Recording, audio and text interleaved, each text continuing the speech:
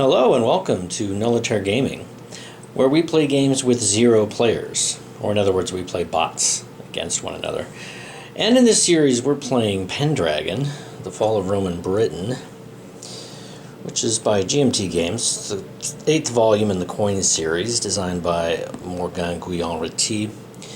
And we've started the game. We're a few turns in at this point, so if you haven't seen any of the previous videos, I recommend starting from the beginning.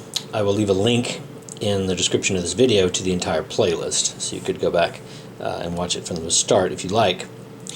Okay, so I'm going to set up the game from where we were, and let's continue on.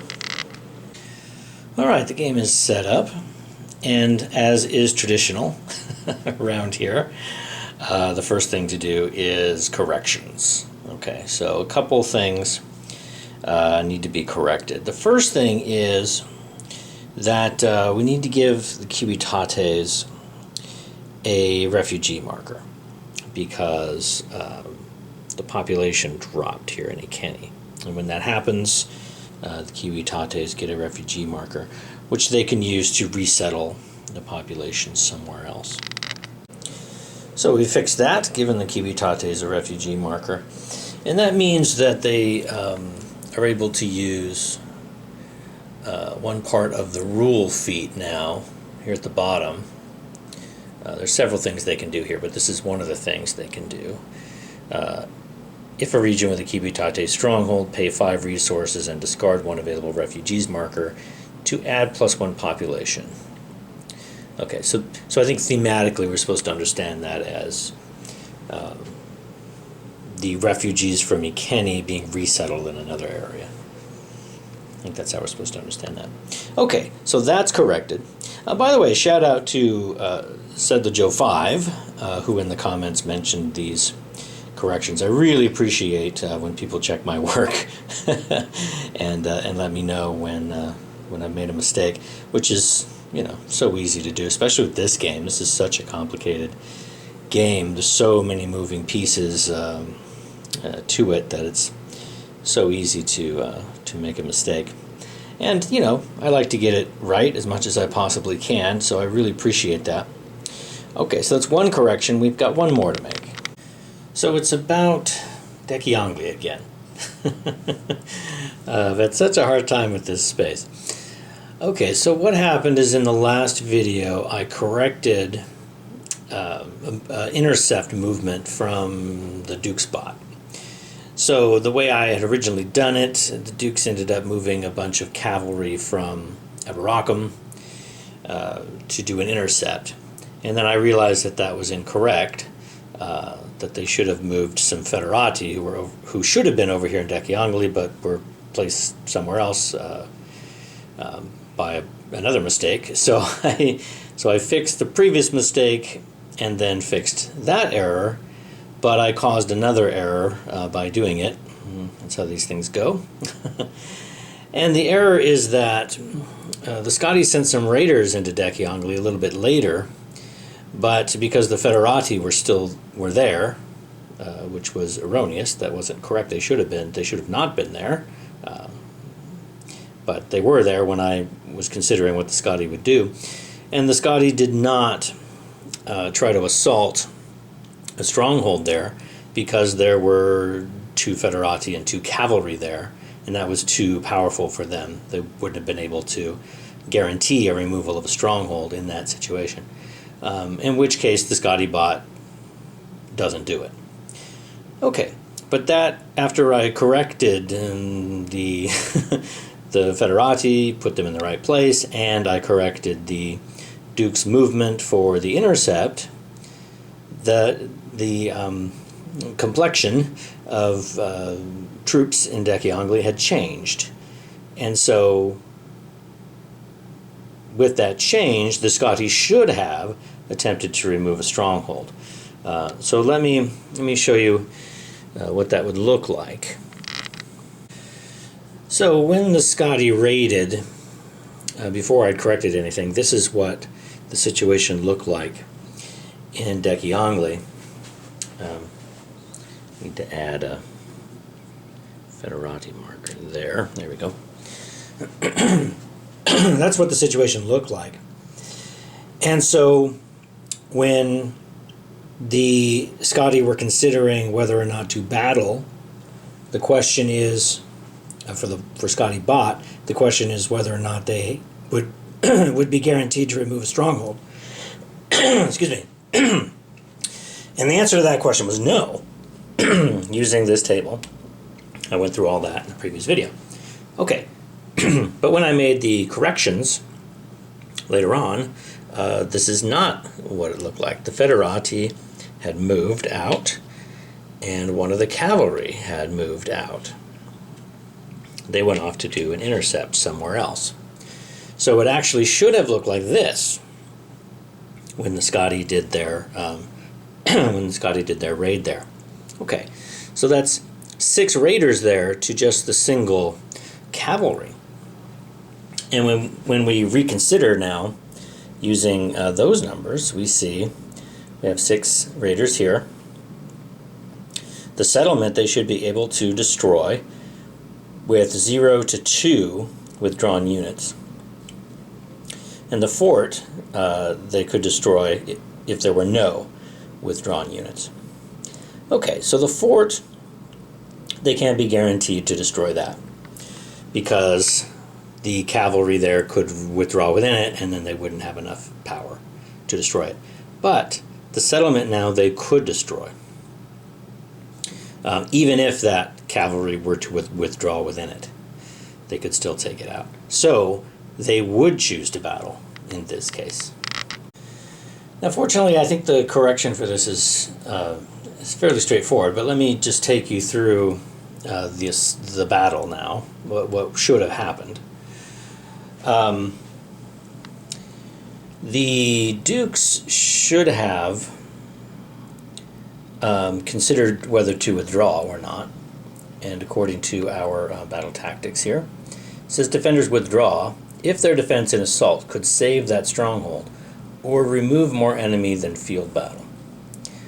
All right, and I think that means that the dukes would definitely withdraw into the fort, because if they don't, if they stay on the field, then there are going to be enough raiders left over to take out the fort. We know that, right, from this chart. This chart says if you have 6 raiders, they can take out a fort as long as there's none, 0 withdrawn into it. Okay. Yeah, that should be right. So even if the Duke stands on the battlefield and fights, they're only going to take out 2 of the raiders. So there'll be 4 left, and those 4 are enough to take out the fort. Okay, so the Dukes would definitely retreat into the fort. Okay, because that would save the fort. Retreating into the settlement won't save the settlement, right? Because we know those 6 raiders are enough to take out a settlement, even if it has as many as 2 withdrawn units. Okay, so the Dukes would withdraw into the fort, which means that the raiders now would not assault the fort, even though that's what they would want to do.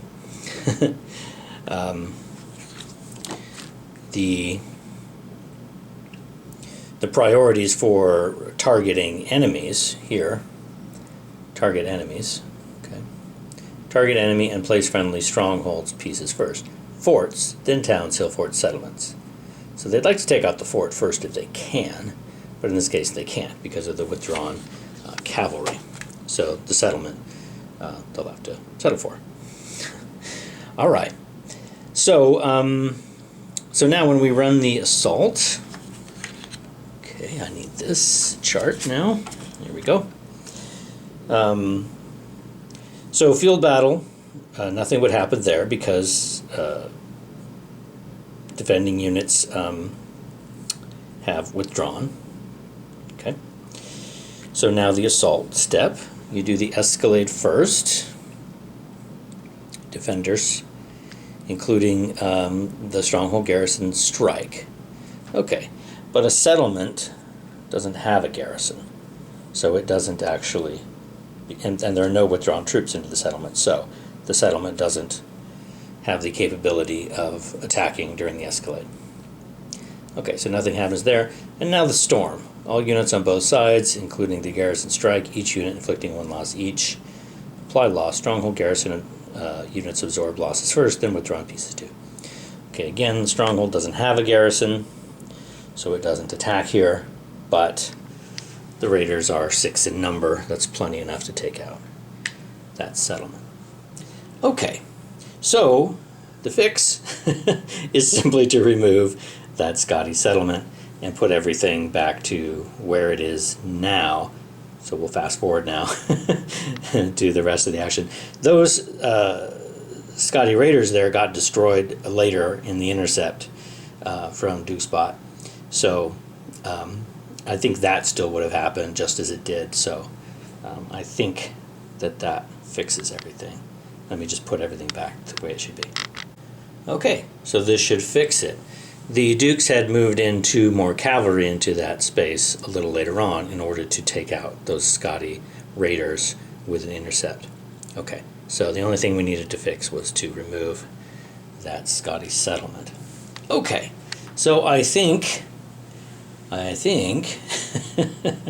that corrects all the errors so far. All right, let's move on. So the next card is Romanitas.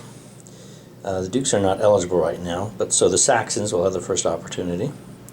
But we have to remember that we have to consider the pivotal events. The only one that can currently be played is the Scotty pivotal event. The others, the prerequisites are still not satisfied, but that one is. So we have to consider whether the Scotty want to use it. So you have to look at these priorities for Scotty Bot here. So first is fort or 3+ cavalry and 20+ Scotty raiders off map. Okay, that's not true. There's 1 cavalry off the map because there's 1 cavalry up there in the casualties box. But that's it. All the other Duke's pieces are on the map. Okay, so that's a no. Therefore, they're not going to play their pivotal event right now. Well, let's take a look at the Saxon flow chart. First thing is Saxons have raiders in 2+ clear and or 15+ raiders on map and or greater than 2d6 plunder. Okay, Saxons do not have raiders in 2 or more clear. They have raiders up in Ikenny, but that's Fens. And in Regni, which is clear, but that's the only one. It's the only space that's clear where they have raiders. Okay, and they don't have 15 or more raiders on the map. They have 10, 7 in Ikenny and 3 in Regni. So that's a no. So last bit, greater than 2d6 plunder. Well, they have 7 total right now, so they had to roll, and they rolled a 5. Okay, so 7 is greater than 5, so they will do a return command. Okay, well, return is very simple. Here it is. Bring plundered booty home. Location, spaces with Saxon raider or warband as desired. Cost nothing. Procedure, transfer all plunder carried by Saxons there to Saxon renown, 1 for 1. Then remove all Saxon raiders there. Okay, that's very easy. But the feat they want to consider is settle, which is somewhat more complicated. So let's take a look. They can only do this in 1 space, and it adds warband settlements or population. You can do it with return or march. Location, 1 space with Saxon pieces outnumbering all others. Okay, well, Ikenny has 7 raiders and there are 4 other pieces there, so they do outnumber all the other pieces there. And same thing in Regni. They have 3 raiders there and it outnumbers the 2 other pieces there. Okay, so both of those are in contention. All right, so the cost is 0 or 3 renown per space to place extra warbands. Okay, we'll see what that's about in a minute. Procedure. If at or adjacent to returning raiders, roll a d6 for each such raider. If 4 to 6, place a Saxon warband in the selected space. Okay, so the main idea is while we're returning these raiders home, there's a 50% chance that a warband will stay behind in their place. I guess the raider becomes a warband. I guess that's the way we're supposed to think about it. They've decided to stay, settle in. I think that's the way we're supposed to think about it thematically. Okay, and so there's a 50% chance for each one of them that that will happen. Okay, but there's more to this. Then, if desired, we have some choices. Either pay 3 renown to place 1 Saxon warband per settlement, plus if Saxon control 1 per population.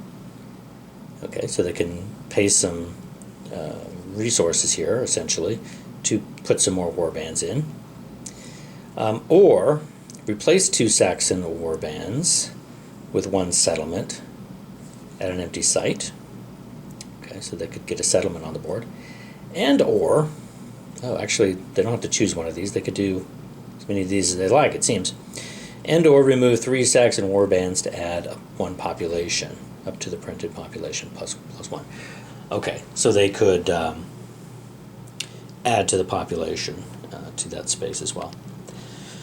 Okay, so that's how Settle works. We have to take a look at Saxon Bot and see how they want to do this. Okay, so they want to use the command return plunder and raiders where plunder or clear or would roll settle. And then something about if it's limited. This is not limited. Okay, and prioritizing where the most plunder is. So that means that Saxon Bot will do a return in both of these 2 spaces. Okay, now we need to see about settling. Remember, they can only choose 1 space to do this. Okay, where Saxons exceed others. Okay, but that's true in both spaces, so that doesn't settle it. Okay, before March, if able, otherwise after March, if able. They're not doing March right here. Otherwise with return. That's what we're doing. Add settlement, then population. Okay, settlement first, then population. Only where Saxon's able to end with control and 2+ warbands per Saxon settlement. Well, I think that immediately settles it. Regni's going to be out because there's no place for a settlement there. So they couldn't possibly place a settlement and end up with 2 or more warbands per settlement. If you can't put a settlement, you can't end up with 2 or more warbands per settlement. Okay, but in Kenny, they can put a settlement. There's an empty hill fort place right here in Branadunum. There. Okay, so they could possibly end up with a settlement there and some warbands to go with it. So it's possible to do it there. Okay, so they are able to end with control. Yeah, they could end with control too. They've got 7 raiders there, so they could end up with the settlement. I think they can. Let me do the math again. Yes, it is possible. Okay, they'd have to get pretty lucky to pull this off, but it is possible. They'd have to end up with at least 5 pieces there in order to gain control, to outnumber the other pieces that are there, and they'd have to end up with a settlement. But the settlement costs them 2 warbands. Okay, the settle feat here says one of the options is to replace 2 Saxon warbands with 1 settlement at an empty site. So they would have to roll well for 2 of the raiders to put 2 warbands and then exchange them for a settlement. So that would cost, at minimum, it would take 2 raiders to do that. And then they have 5 raiders left. And so if they rolled very well on and lost no more than 1 of those rolls, then they would end up with 4 warbands. They could get 4. So the 4 warbands plus the settlement would be enough to take control and have 2 or more warbands per settlement. So that is possible here. Okay. They are able to end with control and 2 or more warbands per Saxon settlement. Again, they'd have to get pretty lucky to pull that off, but they are able to do it. And that's all that this requires. I just had a thought that maybe I'm reading this wrong. maybe we don't have to decide up front this issue, because it just says add settlement then population only where Saxon's able to end with control and 2 plus warbands per Saxon settlement. Okay. But adding a settlement and population is not the only thing we can do with settle. So I think this might just be telling us, you know, don't bother with adding a settlement or population if you can't. If it turns out during the procedure of doing settle, if it becomes apparent that this is impossible, then don't put in a settlement. In other words, if we're putting in warbands, we're rolling for the warbands, but we're rolling very poorly, and the Saxons are just losing a lot of raiders. Well, the raiders are returning without being replaced with warbands, and enough of them have gone away at that point, so it now becomes impossible to satisfy this condition. Then at that point, we no longer consider placing a settlement or adding population. Okay, maybe that's the way to read it. I think it's plausible. Okay, so I think we don't have to like decide now. We're rushing forward to place a settlement in there, and no matter what rolls happen, that's what we're going to do. Okay, I think maybe that's the wrong way to look at it. Okay, so let's go ahead and look at the priorities. First priority is we're certain to add something. Okay. Well, they're not certain to add anything here. Actually, I don't know if we need. Let me think about this for a second. Okay, I didn't follow through my own logic. All right. So if I've changed my way of thinking about this, this little paragraph here, as not to be giving us a priority to consider, you know, which place to select, which I don't think it is. I mean, if it were, it would be bulleted, right? It'd be numbered. I think this is just telling us that we'll only consider adding a settlement or population if these, so long as this condition remains it remains possible, right? Where they're able to end with. So long as that remains true, they'll consider adding a settlement and population. Okay, but that's not a priority for selecting a space. So I think it's still an open question which space they're going to choose. This is what I'm saying. Okay. Whereas before I read that and I thought, oh, well, that makes it clear it's got to be a Kenny. But I don't think so. That's not a priority. Here are the priorities. First priority, we're certain to add something. Okay, well, that's true in neither of these spaces. They're not certain to add anything because they could just roll very, very poorly. If there were already some warbands in the space or adjacent spaces, then maybe they could be certain to add something. But not in this case. Even in a canny with the 7 raiders there, each one has a 50% chance of adding a warband. So what is that? 50% times 7? Was that 3.5%? So it'd be pretty unlucky, but possible that they could fail every one of them. So what is the 96.5% chance that they'll place at least one warband there? Okay, that's very good odds, but it's not certain. Okay, so that did not settle it. They're not certain to add something in either of those places. Okay, second priority. At or adjacent to returning raiders. Okay, well, we're at returning raiders in both of those. So that didn't settle anything. Next, in each selected settle space. Okay, so this is telling us how to do it. I see. Okay, here are the priorities within these two. Okay, so those two by themselves didn't settle it, so we have to go here. First, sure to add most Saxon control. Again, they're not sure to do anything here because they have to roll because they have to roll to place warbands. So no, that doesn't do anything. Next, most returning raiders in reach. Okay, well, I think that settles it on Ikani then. I think reach is referring to, because you can do this with adjacent spaces. So like if there were some warbands over here in Coiltani, Coriltowi, then it's possible that they could settle there because there are returning raiders next door. So I think that's what's referring to reach. I think that's what reach refers to. Okay, not really relevant in our current situation. But most returning raiders in reach. Okay, so I would say in Ikeni you have 7 returning raiders in reach, and in Regni you've got 3 returning raiders in reach, so to speak. Okay, so I think that settles it on Ikeni. And by the way, even if it didn't, the next thing is Fens.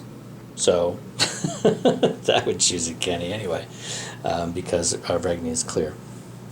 All right, so I think we've settled on settle in Ikeni. I just happened to notice that the Saxon bot here has special instructions for the Thanet card, which is not the current card, but it just so happens that it's the next card. That's kind of interesting. Okay. If you're curious, Thanet is looks like it gives the Saxons an ongoing ability to use settle in a maximum of 2 spaces. That's very powerful. I wonder if it would have been a better move for Saxon bot to pass on this turn in order to take that. But, you know, not what the bot says to do. Okay, and now here's how we're going to do this. We're going to roll returning raiders, if any, first.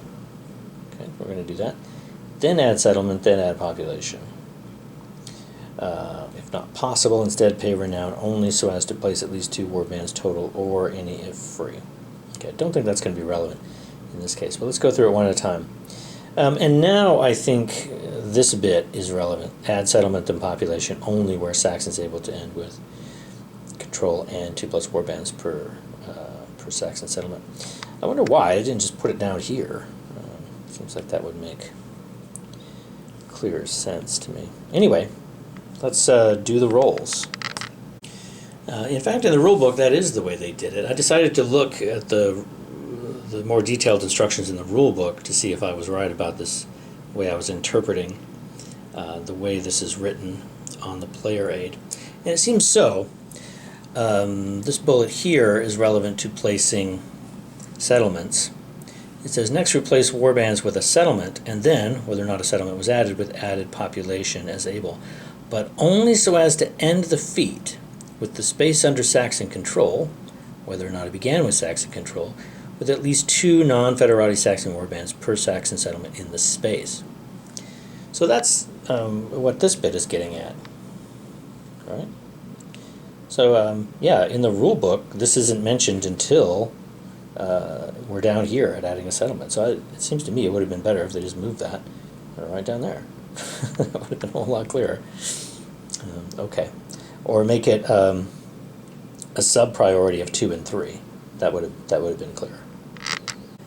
Okay, so the raiders have gone off home, taking the plunder with them, and 4 warbands remain. That's enough to remove Britain control, but not enough to give the Saxons control. And when we're considering whether or not to place a settlement or add population, this is now relevant. So we're going to do that. Saxonbot's going to do that only where they're able to end with control and 2+ warbands per Saxon settlement. So obviously putting the settlement in there would cost them 2 of their warbands. Britain would still have control in that case. Or if they just added population, it would still be uncontrolled. So they wouldn't have control in that case either. In other words, there's no way for them to get control from this position, so they're not going to add a settlement or a population. Okay, so the next thing. If not possible, and I think that means adding a settlement or population is not possible, given what it says in the rule book. Instead, pay renown, only so as to place at least 2 warbands total, or any if free. So there is the possibility to pay. One of the options here is to pay 3 renown to place 1 Saxon warband per settlement, plus, if Saxon control, 1 per population. Okay, So that is what this priority is referencing. However, it won't work in this case because there are no Saxon settlements here, and the Saxons don't have control, so they can't place one per population either. So this space is just going to be uncontrolled for the time being, and that will be the end of the return plus settle in Kenny. And in Regni, the raiders just went off home, taking their plunder. Okay, and they added that to their renown. So now the Saxons are up to 11 renown from all that, and managed to put 4 warbands on the map, challenging Britain control in Kenny. That brings down control slightly for the Britons. So they're still above their victory threshold, the Civitates are, but getting closer all the time.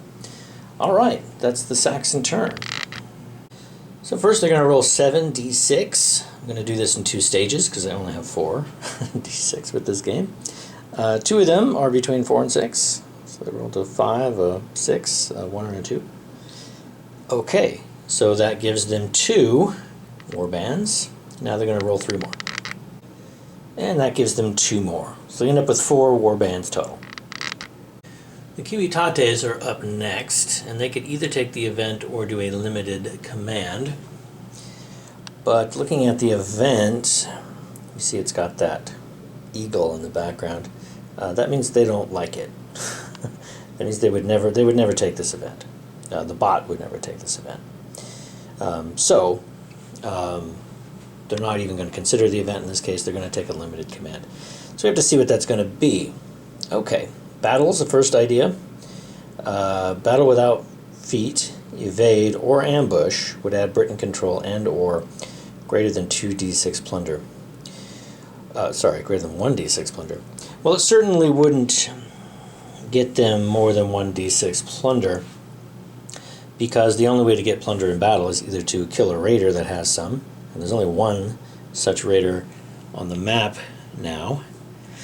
Okay, so they could get one there, but that would never be greater than 1d6, obviously.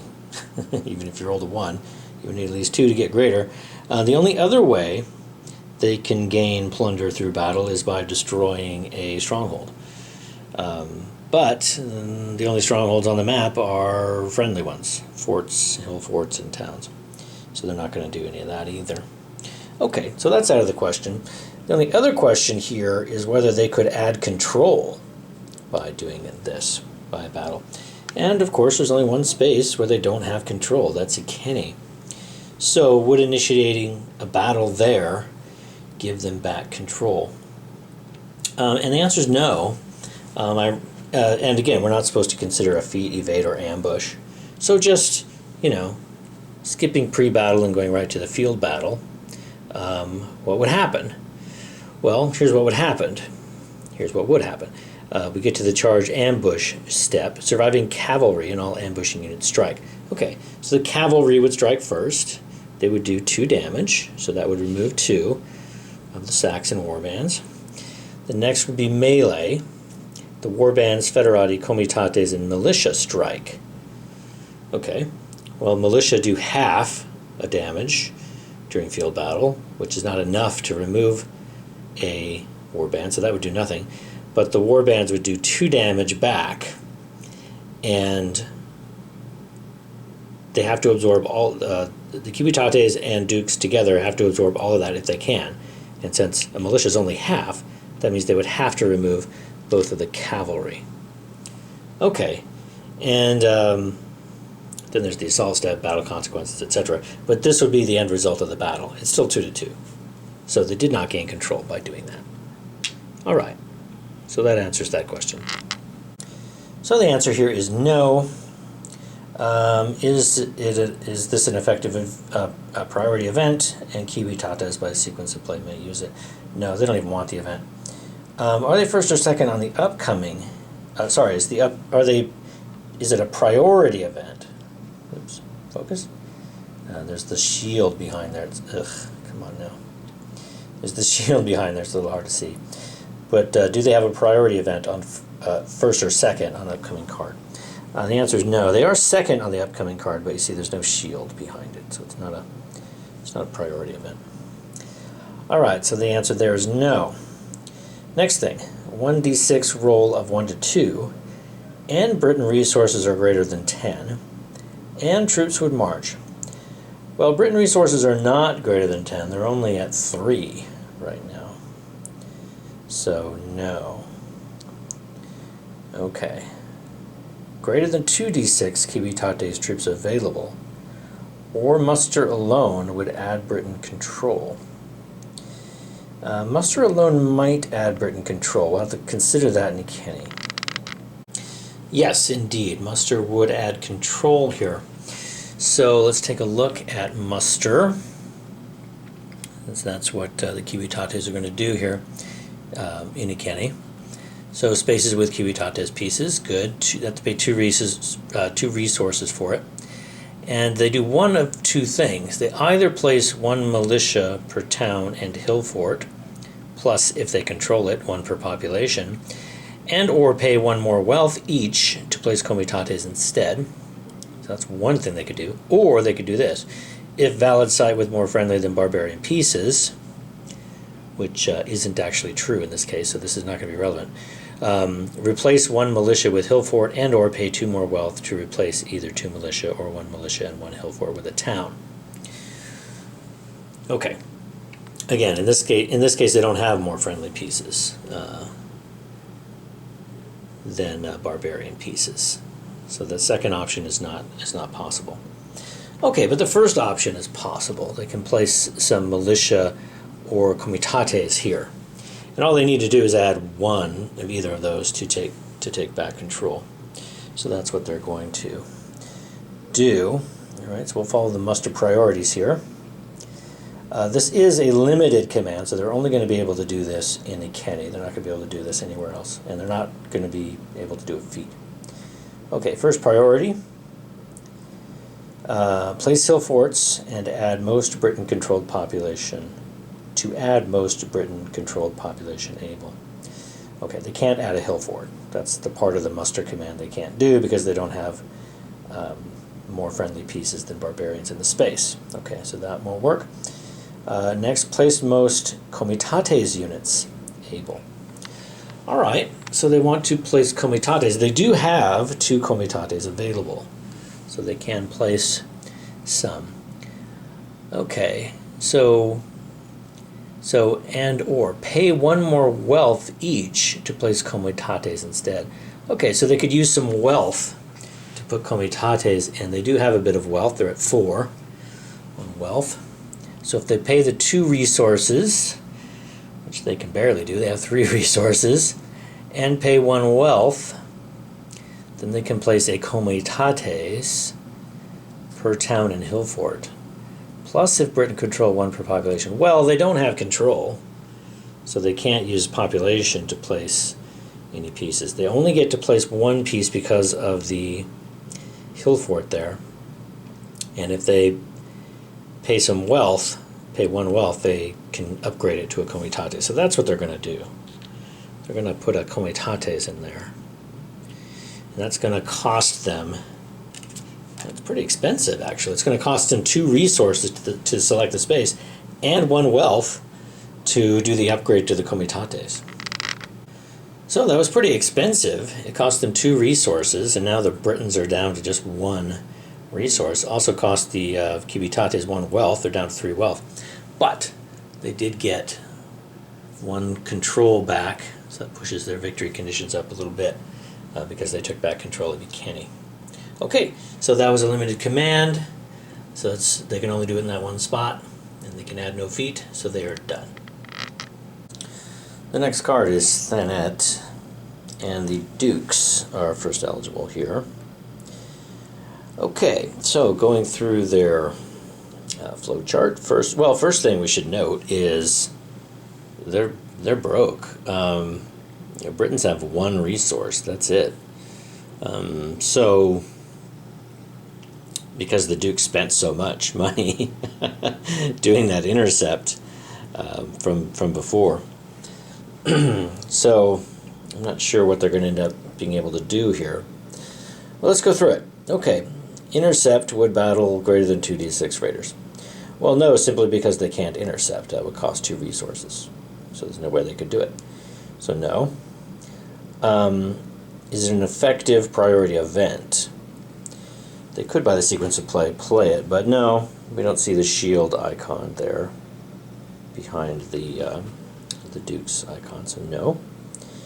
A Duke's priority event on first or second on upcoming card.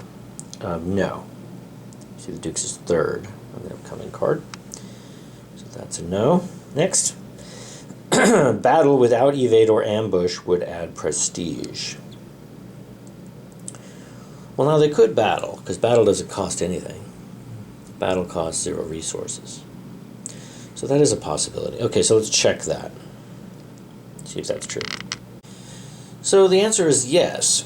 There's only one place that the Dukes could battle. It's here in a Kenny. There's no place else where we have Dukes pieces and enemies. In fact, the only other enemies of the Dukes on the board are these Scotty Raiders over here, but there's no cavalry in that area. Okay, so this is the only place they could possibly battle. And they would get some prestige for doing so, assuming there's no evade or ambush. So let's just run through it quickly to show you. Okay, so we're assuming there's no evade or ambush, so skip pre-battle. There's no withdrawal possibility here because there's no Saxon stronghold. So we go immediately to charge. So the cavalry would strike first. They do 2 damage, so that would take out 2 of the warbands. Then the melee step would be next. So the warbands attack back, but also the comitates and militia attack. So the comitates and militia do 1.5 damage. Militia's halved. Militia counts as only half during field battle. So they would lose 1 more. For that, the half wouldn't do anything. It's not enough to remove the second one. But then the Dukes has to take 2 damage in return. So probably take out the comitates and the cavalry. Not that it matters right now, just doing the calculation. Okay, so that would be it. And when we consider the battle consequences, the cavalry fought, and they lost fewer pieces than the enemy, because the Dukes lost 2 pieces, the enemy lost 3. So the Duke's bot would get 1 prestige for that. Okay, so assuming no ambush or evade, the Dukes would get prestige for this battle. So they will do it. So once I actually looked at the battle procedures here, things took an unexpected turn. So let's take a look at these. The very first priority says, if Civitas player wealth is greater than prestige +5, or at victory, fight Civitas at Britain control and no Duke stronghold. Well, I hadn't even considered that, that the Dukes might want to start a civil war right now, but I actually think that is what they're going to do. Well, I'm not entirely sure, but I'll get to that in a minute. Because at this point, the Civitas are definitely at victory. The victory conditions for the Civitas are, at least right now, that they have greater than 36 population control, which they do. They're at 39. And that they have civilian dominance, which they do. So yeah, the Civitas are at victory. And it makes sense that the Dukes at this point would, resent that. We're like, I don't know, 6 or 7 cards in here. And so the Epoch round has to be coming up fairly soon. It doesn't look like the Saxons or the Scotty are making too big of a dent into Britain control at this point. So it kind of makes sense that the Dukes would want to take a bite out of them, take a bite out of that control, which is a little weird, right? Because At this point, the dukes are contributing to Britain control. So it's kind of a weird situation where they'd want to try to lower Britain control while at the same time contribute to it. That's a little bit odd, but that seems to be the position they're in. So it looks like the Dukes probably wants to battle the Civitates here, but that has led me to a problem. There seems to be something a little bit circular here I want to show you. So let's look carefully at the way the Duke spots battle priorities are written in the rule book. So it says, if Dukes neither intercepted nor played or passed from a priority event, okay, it checks for battle, if not already battling, because it was to intercept but neither moved nor added a feat to that command. Okay, that's a long-winded way to say what we've done through the flowchart. Okay, well, let's carry on here. If a Duke's battle command now, further priorities below, would be sure, in the absence of any successful enemy evasion or ambush, to add prestige,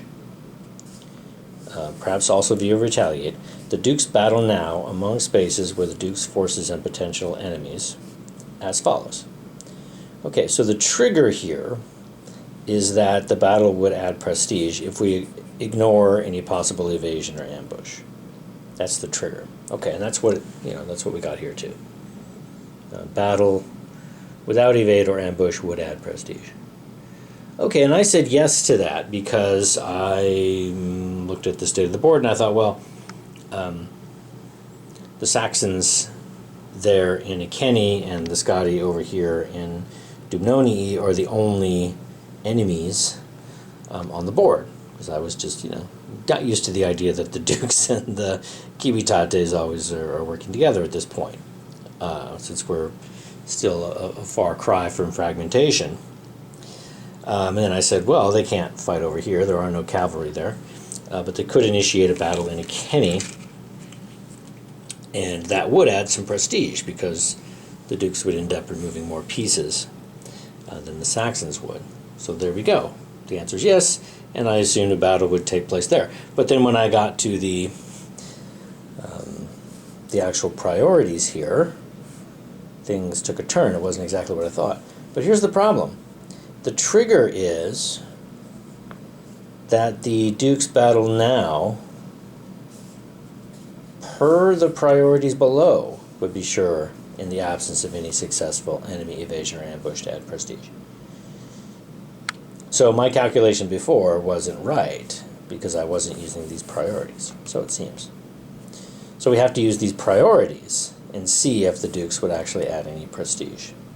And when we do it that way, the answer is no. This wouldn't add any prestige. But there's something kind of weird about that, and I want to show you. Okay, so let's go through this. First, if Civitates are a player, and I always assume that bots are players in my Nullitaire games. Okay, it's just more interesting. Sometimes the bots don't like to battle each other or pick on each other because these, they were written for solitaire play, and so they're often written in such a way that they're intended to provide a challenge to a human player rather than to actually try to win the game.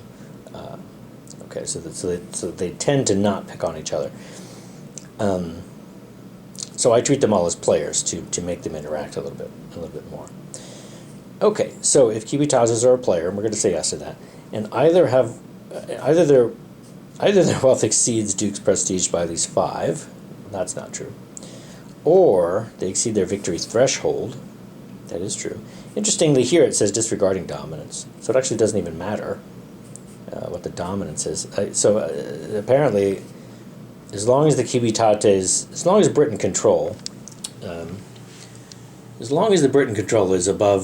is farther along than the blue pawn, then that's good enough. But I guess we just don't care about dominance in determining this. Okay. In any case, that's where we are now. Okay, Duke's forces now attack the Civitates in each space where blue, Britain control, and no Duke stronghold, regardless of Imperium, or what situations triggered the Duke's battle condition above. Now that's really weird. Regardless of Imperium, or what situations triggered the Duke's battle condition above. Well, wait a minute. Aren't I going through these because up here it said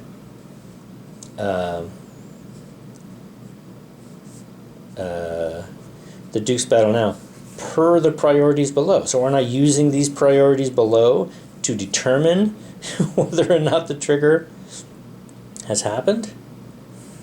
And now here it says, regardless of what situations triggered the Duke's battle condition above. That seems to me circular.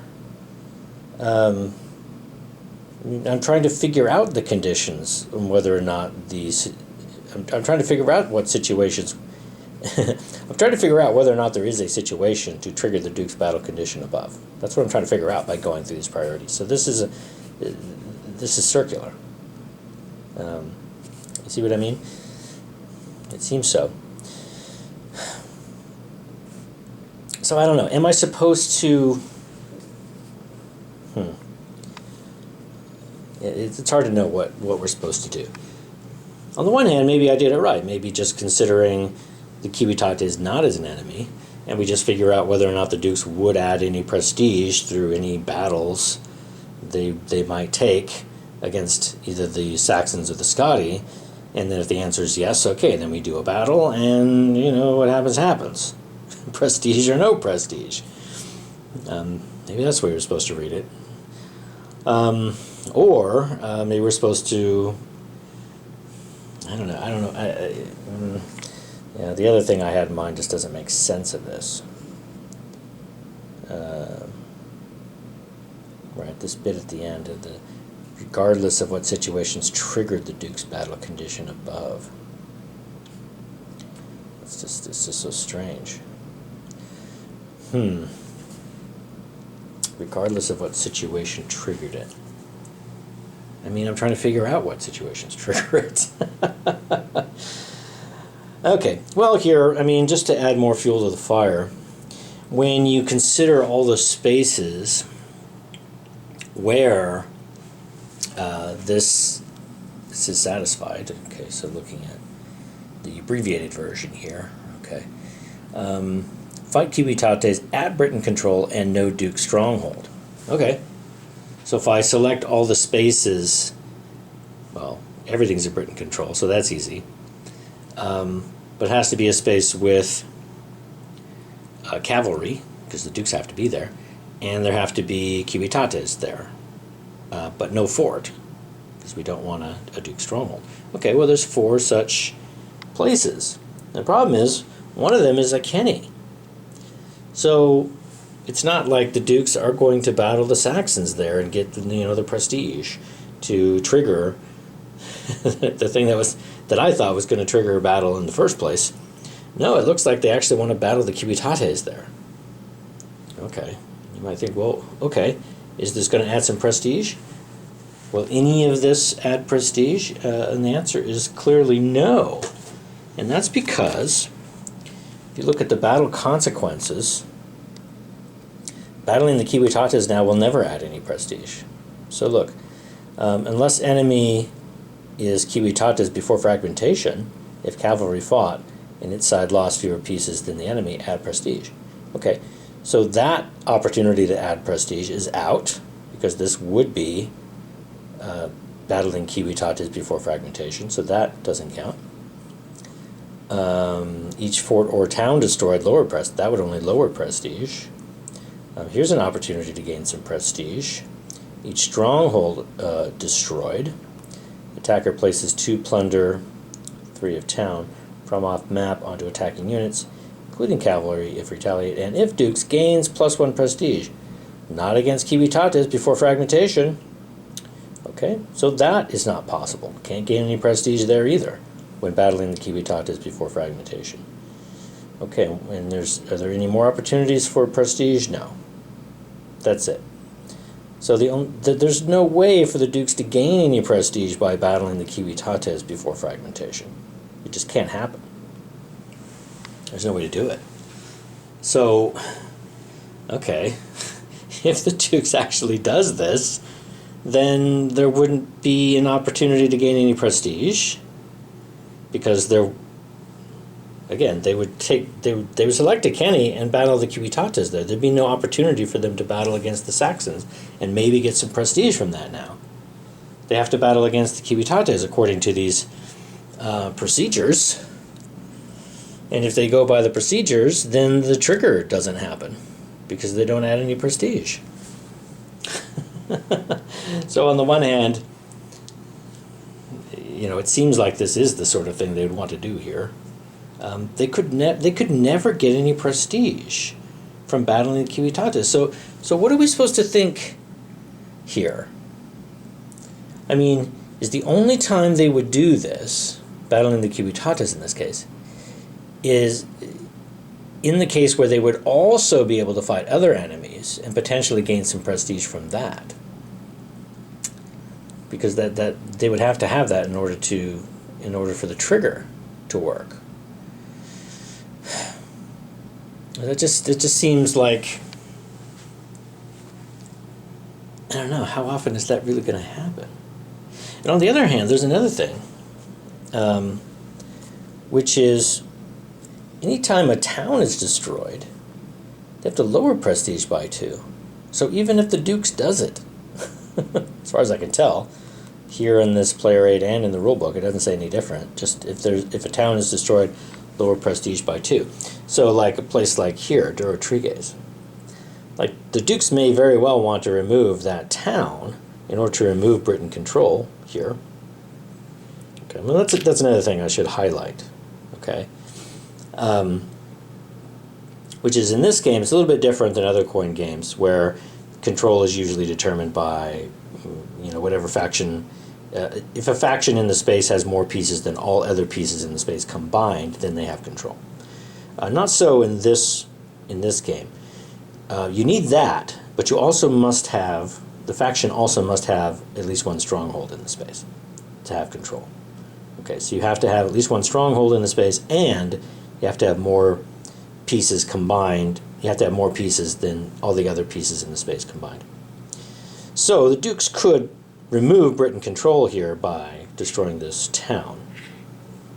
Okay, so that would lower Britain control by 2. Okay, that kind of seems like the way the Dukes would have to do this, because again, the Dukes are contributing to Britain control. So destroying a bunch of militia in comitates, that's only going to take away Britain control if there happens to be, some Saxon or Scotty warbands there that could counteract the control. So like here in Kenny, if the Dukes battle against the Kiwitates there and destroy them, well, okay, the space becomes uncontrolled now, because there are more Saxons than there are Dukes and Kiwitates combined, potentially. So that's a way that the Dukes could lower Britain control, even though they're contributing to it, is by making it so that there's more Saxons or Scotty in the space than Dukes and Kiwitates combined.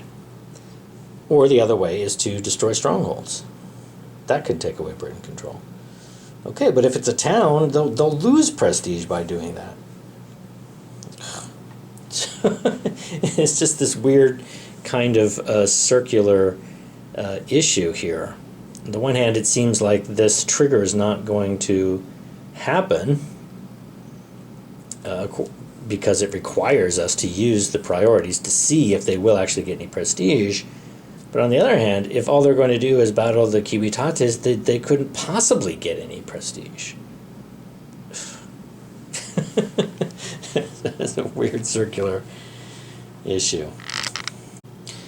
Now the thing is, this isn't exactly a contradiction, right? You might be thinking, well, this is easily resolved. The answer to this question is no.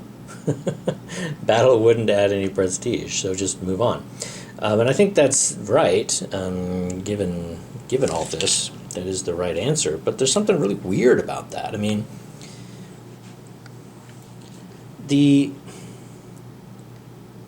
it's like the Dukes say, oh, battle, yes, we want to gain some prestige. Oh, look, there's some Saxons right there we could battle and get some prestige. So let's do that. And they're like, oh, wait, no, if we're going to battle, we should battle against the Kiwitates. I mean, look at all this control they have. We don't like that. But then they're like, oh, but we wouldn't get any prestige from that, so never mind. Okay, well, what about going back and thinking about the prestige you can get from fighting the Saxons? Nah, you know, we got to go find something else to do instead. That's a little strange, you know? It's like, yeah, we could get some prestige from battle. That's what we'd like to do right now. Oh, but we can't target the Saxons when there's so much, when the Kiwitates are so strong right now. We'd like to push them back. But we wouldn't get any prestige from that, so never mind. So we're just not going to battle at all. That's really weird. It's a weird result. I think it's a byproduct of the way this game is designed, which is the Imperium, which degrades, and then the victory conditions actually change. Because later on in the game, this would make a lot more sense. If it's a fragmentation, for example, well, then the Dukes can get prestige from battling against the Kiwitates player. That's just not true right now, because we're not at fragmentation, so they can't get any prestige from doing that. And that's what makes this trigger not happen here. But again, that's weird. Why wouldn't they want to prioritize fighting the Saxons at least right now? Nah. Let's just go find something else to do. Okay, that's the way the flowcharts work, so that's what we're going to do.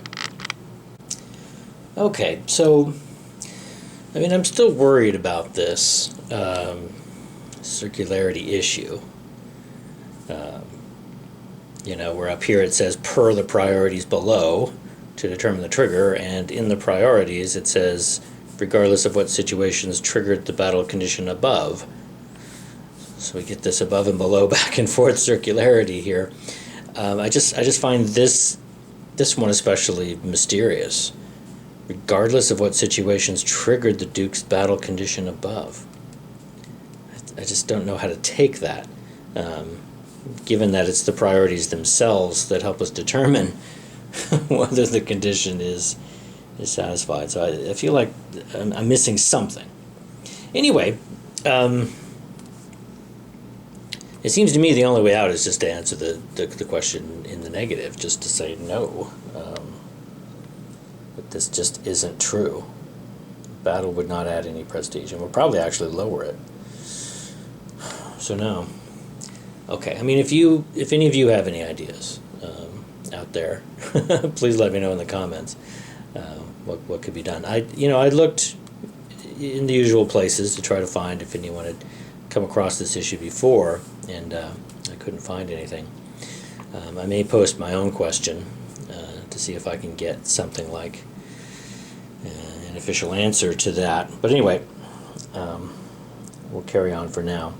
So we're just going to answer this no. And the next thing, train would place 2 or more cavalry. Well, no.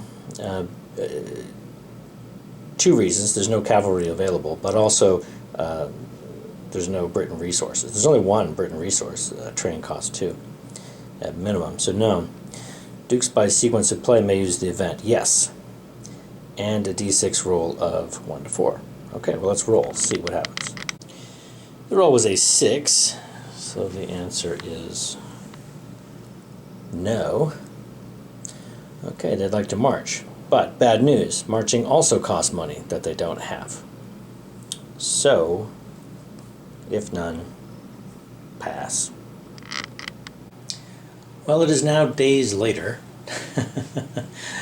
And so the Dukes passed and got some resources, Britain resources for doing that. And so I was worried about this potential circularity issue. And so I did post a question over on Board Game Geek, and we had a somewhat involved conversation concerning this question.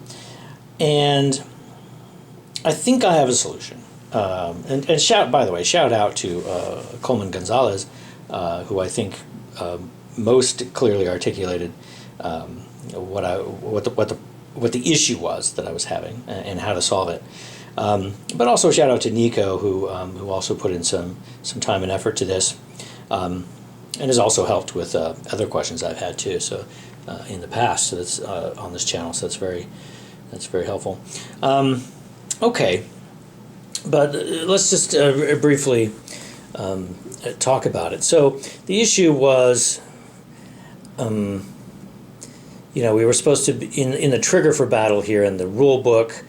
We were supposed to use the priorities below to determine whether a certain condition would be met.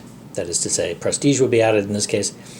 But when we go through the actual procedure, trying to work out whether that trigger would in fact happen, whether prestige would be added, we were told in this little parenthetical remark here that we're supposed to ignore situations that triggered the Duke's battle condition above. And so I thought, well, there's a circularity because we need to go above, which is right back up here, and it tells us to use the priorities. So we seem to be sort of going back and forth, trying to work out this trigger. Okay, so that was the issue. And I said, well, we can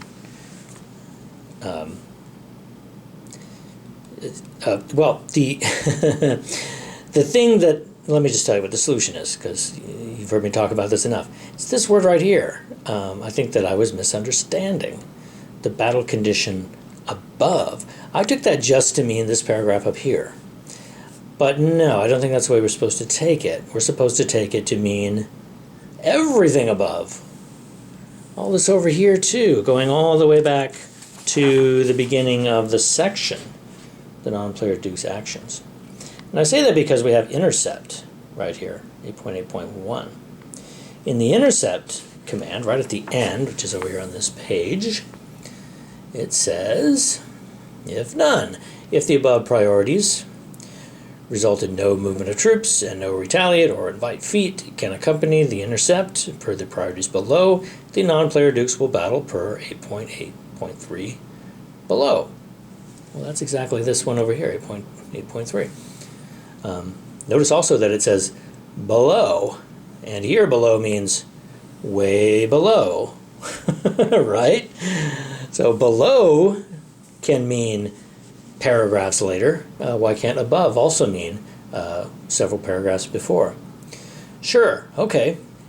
And attempt, so go there, and attempt to remove co-located raiders and perhaps other enemies that way, instead of intercepting. Okay, so basically, I should have thought of this really in retrospect. When you look at the battle box on the Duke Spot player aid, this isn't the only way in. There's another way in up there, which comes down from that intercept box. So right here, if neither, okay, it's neither of these things. Right, if neither move nor feat. Okay, so none of this made them move, nor were they able to do a feat. Then instead battle. Okay, so that's, the bit we just read in the rule book. Takes them down here to battle. Therefore, it is possible to end up here in battle, okay, without having come from here. Or in rule book terms, it's possible to end up down here doing this procedure without ever having considered this trigger, right? Because the trigger was over there. Okay. So this parenthetical remark here about ignoring any situation that triggered the Duke's battle isn't pointless anymore. See, I was thinking if it just referred to this trigger up here, then it would be a pointless thing to say, because there would never be a time where we, did the trigger to figure out whether this would happen, but then when we actually did it, it turned out that some other situations suddenly crept in. It wouldn't make any sense. Like we used this to figure out the trigger. So how could it be that when we used it to figure out the trigger, it picked certain situations, but then when we went to do it, it picked different situations? It didn't make any sense. So it seemed kind of pointless to say this. But now it's not pointless, because it could be that we're coming in from this other direction. Okay, this is rather long-winded, I think, but hopefully that sort of explains that the circularity that I was seeing there wasn't really there. I was just misunderstanding this single word, above. Okay, and let that be a lesson to us, right? Above and below in this rule book don't mean immediately above and immediately below, immediately above or immediately below. In fact, it might be better just to get rid of those words entirely. I don't know if they're really that important. But I don't know. Anyway, that's our solution to the problem. But look, the weirdness is still here. You know, I said there was something weird about Duke spot here, right? Because at this point, they're like, oh, let's battle if we can add some prestige. But when you go through the priorities, in this particular case, we find out that the Dukes can't add any prestige, right? They would have to battle the Civitates over here, which wouldn't get him any prestige, and by doing that, they now cannot battle the Saxons, which is really the only way they could gain any prestige right now. So they have to say, oh, forget it, we don't want to battle. That just seems weird. I mean, I guess the best way that I could put the weirdness to explain it in the clearest way is this. If you look at the priorities for battle,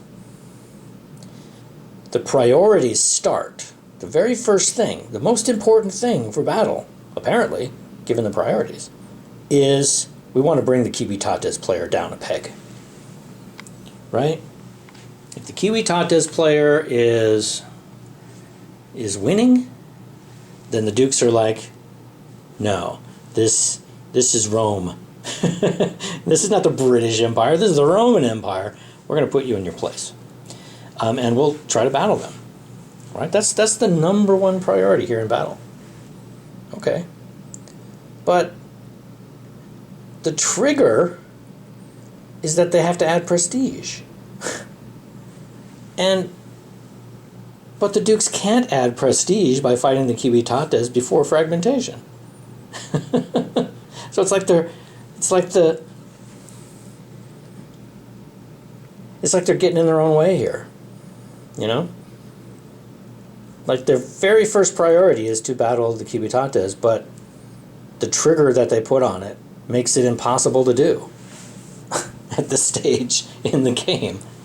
It strikes me as kind of silly. It seems like this trigger really should be battle would add prestige or Civitates at victory.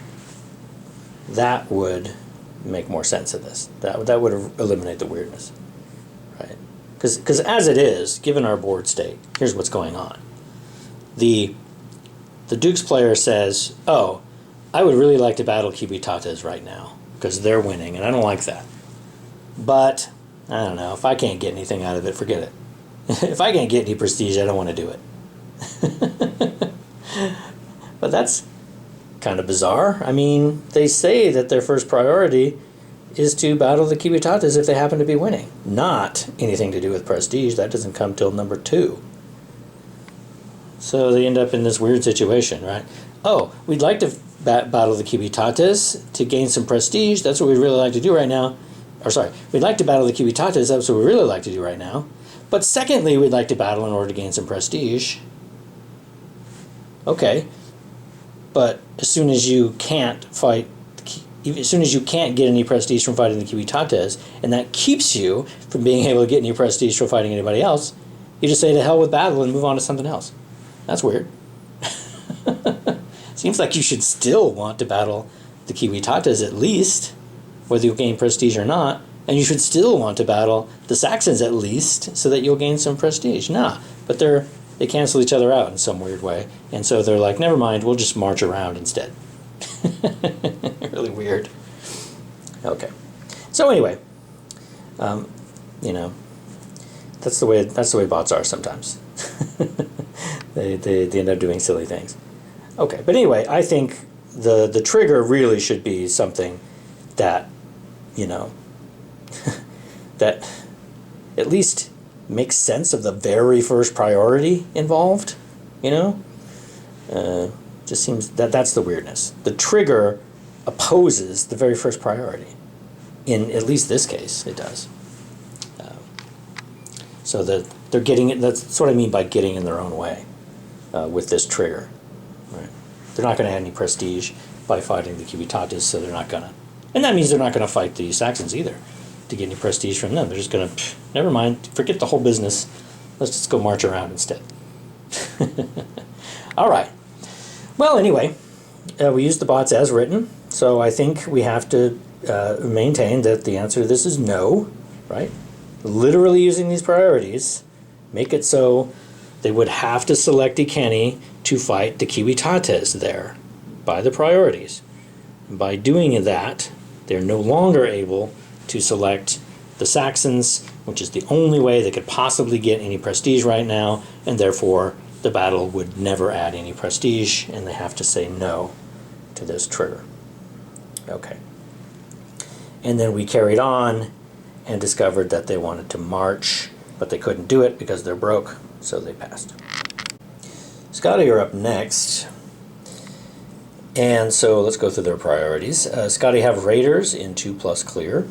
No. You know, the only raiders on the map are way over here in the hills. So no. Okay. And or 15+ raiders on the map. Nope, only 5. And or greater than 2d6 plunder. No. They have 1 plunder. But no matter what we roll, that won't be greater than 2d6. Okay, so no.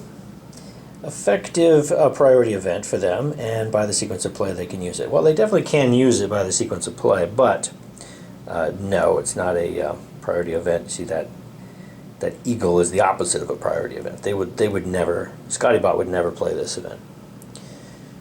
Okay, so the answer is no. Okay, priority event first or second on upcoming card. The answer there is yes. The next card has a Scotty priority event first. So, Scotty's also going to pass, interestingly.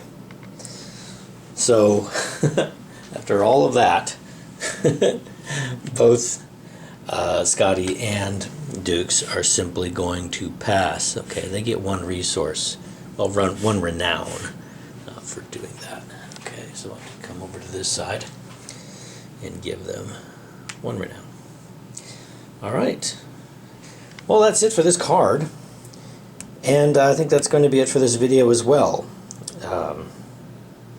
We got through 2 cards. That's, I think, a good standard for these videos. Give everybody time to correct any mistakes I may have made. And again, I do appreciate that.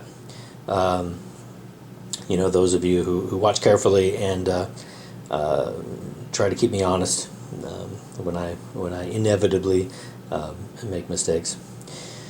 Okay, so I'm going to end this video here, and I hope to see you next time. Until then.